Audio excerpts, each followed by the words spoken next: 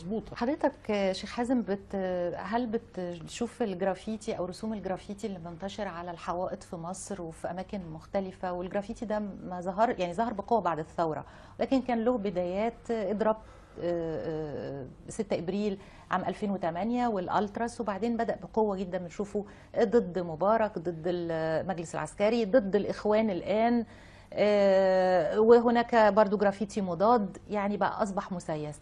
كيف ترى الجرافيتي؟ يا سلام. أولا أقول لحضرتك يعني سر، أنا أحببت الجرافيتي اللي موجود على شوارع محمد محمود ده حبا قلبيا جما، لدرجة أن أنا كنت بطلع بسيارتي لوحدي بعد صلاة الفجر أروح هناك أتفرج عليه بعد ما اترسم، لأنه أولا كان جميل والولاد ما شاء الله موهوبين، وكان تعبير عن معاني راقية جدا، وكان يعني بصرف النظر حتى عن الحكم الشرعي في الرسومات الأشخاص لأن فيها كلام، إنما كان معنى. مع الأسف اللي بيعكروا فرحتنا بالثورة بيطفوا فرحتنا بالثورة لما بيبتدي يستخدم ألفاظ خادشة للحياء مثلا، أو يبتدي يستخدم رسومات الجرافيتي بدل ما هي تعبير وطني إلى أنها تعبير عن صراع بين الناس وبعضها، بينزل. يعني أنا أعمل جرافيتي حبا في البلد، حبا في تحررها، إنما أعمل جرافيتي ضد حضرتك خلاص النفوس تتعكر. لازم نفرق بين العمل الوطني الذي يجمع الناس وبين العمل اللي فيه صراع بين حزبين أو فصيلين سياسيين. ما نستخدمش لو سمحتوا، حرام عليكم تطفوا فرحتنا. احنا عملنا ثورات كتيرة كلها اتطفت.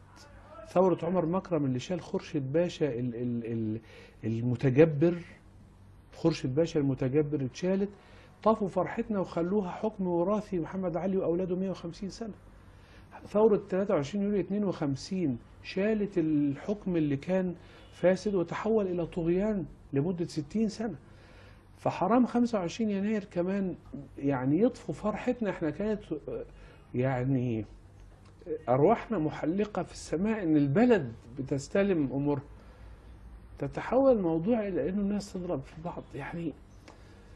فالجرافيتي ما لم إذا تجنب سوء الخلق، خدش الحياة، الألفاظ السيئة، الصراع الداخلي، وبقي وطنيا، سيصير علامة في التاريخ المصري.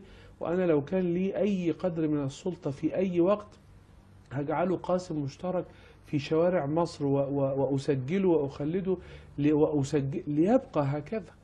إنما الحقيقة يعني المسائل حتى يعني إحنا حتى نفسيا ما بقيناش كده متوازنين، يعني بقينا حاسين إن إحنا مش شعب قد إن إحنا ناخد حرياتنا. إحنا إيه بقينا أقل من غيرنا، يعني الحقيقة بيصغرونا حرام يعني.